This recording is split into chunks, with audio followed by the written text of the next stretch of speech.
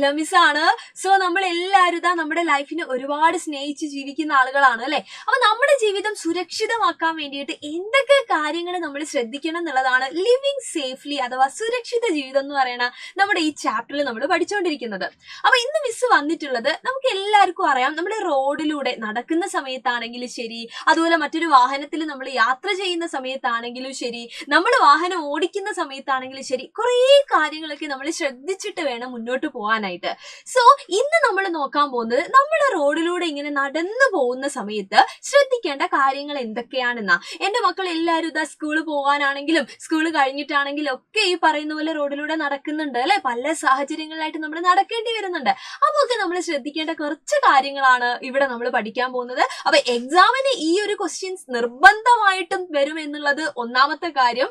പക്ഷേ അതിന്റെയൊക്കെ അപ്പുറത്തേക്ക് നമ്മുടെ ലൈഫിൽ നമ്മൾ ജീവിക്കുന്ന ജീവിതം നല്ല സേഫ് ആയിട്ട് ഇരിക്കാനായിട്ട് ഈ കാര്യങ്ങളൊക്കെ നമുക്ക് എന്ത് ചെയ്യാം, ശ്രദ്ധിക്കുകയും ചെയ്യാം. സോ ആദ്യത്തേത് എന്ന് പറഞ്ഞു കഴിഞ്ഞാൽ നമ്മൾ എപ്പോഴും കേൾക്കുന്ന ഒരു കാര്യമാണ് walk along the right side അല്ലെ. റോഡിന്റെ വലതുവശം ചേർന്ന് വേണം നമ്മൾ നടക്കാൻ. അപ്പൊ എക്സാമിനൊക്കെ ചോദിച്ചിട്ടുള്ള ഒരു കാര്യമാണ്, എന്തുകൊണ്ടാണ് ഇങ്ങനെ പറയുന്നത്? നമ്മൾ ഇടതുവശം ചേർന്ന് നടന്നാൽ എന്താ കുഴപ്പം, അരികിലൂടെ നടക്കണം എന്നല്ലേ ഉള്ളൂ എന്നുള്ള ഒരു കൺഫ്യൂഷൻ അല്ലെ. അപ്പൊ നിങ്ങൾ ശ്രദ്ധിക്കേണ്ട കാര്യം ഇതാണ്, റോഡിന്റെ വലതുവശം ചേർത്ത് നമ്മൾ നടക്കുന്ന സമയത്ത് നമ്മുടെ ഓപ്പോസിറ്റിൽ വരുന്ന വാഹനത്തിനെ കൃത്യമായിട്ട് നമുക്ക് കാണാൻ സാധിക്കും. വളരെ ക്ലിയർ ആയിട്ട് ഓപ്പോസിറ്റിൽ വരുന്ന ആളെ നമുക്ക് കാണാൻ പറ്റുന്നുണ്ട് അല്ലെ. അതുകൊണ്ട് അവിടെ ഒരു ആക്സിഡന്റിനുള്ള ചാൻസ് നമ്മൾ എന്ത് ചെയ്യാണ്, കുറയ്ക്കുകയാണ്.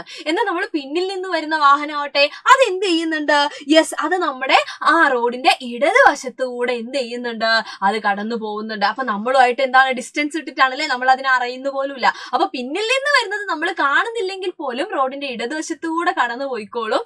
ആൻഡ് നമ്മുടെ മുമ്പിൽ നിന്ന് വരുന്ന വാഹനങ്ങളായിക്കോട്ടെ അതിനെ നമുക്ക് കൃത്യമായിട്ട് കാണാനും സാധിക്കും. അതിനു വേണ്ടിയിട്ടാണ് നമ്മൾ നടക്കുന്ന സമയത്ത് എപ്പോഴും എന്ത് പറയുന്നത്, റൈറ്റ് സൈഡ് അല്ലെ, നമ്മുടെ വലതുവശം ചേർന്നിട്ട് വേണം നമ്മൾ റോഡിലൂടെ നടക്കാനായിട്ട് എന്ന് പറയുന്നത്. അപ്പൊ അതിന്റെ റീസൺ നമ്മുടെ എക്സാമിന് ചോദിച്ചിട്ടുണ്ട്. സോ മക്കൾ ഓർത്തു വെക്കുക. അടുത്തത് എന്താണ്, ഡോണ്ട് വാക്ക് ക്ലട്ടേർഡ് അല്ലെ, കൂട്ടം കൂടി നമ്മൾ നടക്കാൻ പാടില്ല. Walk only along the footpath അല്ലെ, ഫുട് പാത്ത് ഉണ്ടെങ്കിൽ നിർബന്ധമായിട്ട് ഫുട് പാത്തിലൂടെ മാത്രമേ നമ്മൾ നടക്കാൻ പാടുള്ളൂ. ഇല്ലെങ്കിൽ നമ്മൾ എന്ത് ചെയ്യുക, അരികുവശം ചേർന്നിട്ട് നേരത്തെ പറഞ്ഞതുപോലെ വലതുവശം ചേർന്ന് നമ്മൾ നടക്കുക അല്ലെ.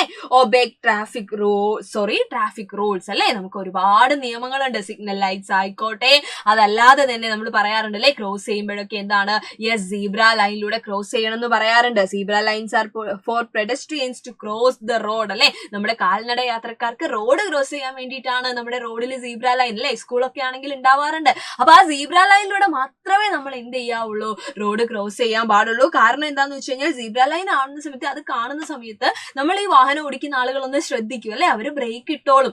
നമ്മൾ സീബ്ര ലൈനിലൂടെയാണ് പോകുന്നതെങ്കിൽ ജസ്റ്റ് ഒന്ന് കൈവച്ച് നമ്മൾ ക്രോസ് ചെയ്യുകയാണെങ്കിൽ അവരവിടെ നിർത്തി തന്നോളും. അല്ലാത്ത കേസിൽ അവരും ശ്രദ്ധിക്കത്തില്ല ആൻഡ് നമ്മൾ പോകുന്ന സമയത്ത് ആക്സിഡന്റ് ഉണ്ടാവാനുള്ള സാധ്യത കൂടുതലുമാണ്. സോ സീബ്ര ലൈൻ എന്ന് പറയുന്നത് നമുക്ക് വേണ്ടിയിട്ടാണ്. നമ്മൾ ആ രീതിയിൽ, നമ്മൾ എന്ന് പറഞ്ഞു കഴിഞ്ഞാൽ കാൽനട യാത്രക്കാരല്ലേ, ആ രീതിയിൽ അതിനെ ഉപയോഗപ്പെടുത്തുകയും വേണം. അപ്പൊ അത്രയും കാര്യങ്ങളാണ് ഇന്ന് നമ്മൾ ഡിസ്കസ് ചെയ്യുന്നത്. ഇനിയും നമുക്ക് കുറെ കാര്യങ്ങൾ പഠിക്കാനുണ്ട്. അതായത് വാഹനം ഓടിക്കുന്ന സമയത്തും വാഹനത്തിൽ കയറിയിരിക്കുന്ന സമയത്തും ഒക്കെ നമ്മൾ ശ്രദ്ധിക്കേണ്ട കാര്യങ്ങളൊക്കെ ആയിട്ട് മിസ് വീണ്ടും വരും. അതുവരെ എല്ലാവർക്കും thank you so much and by.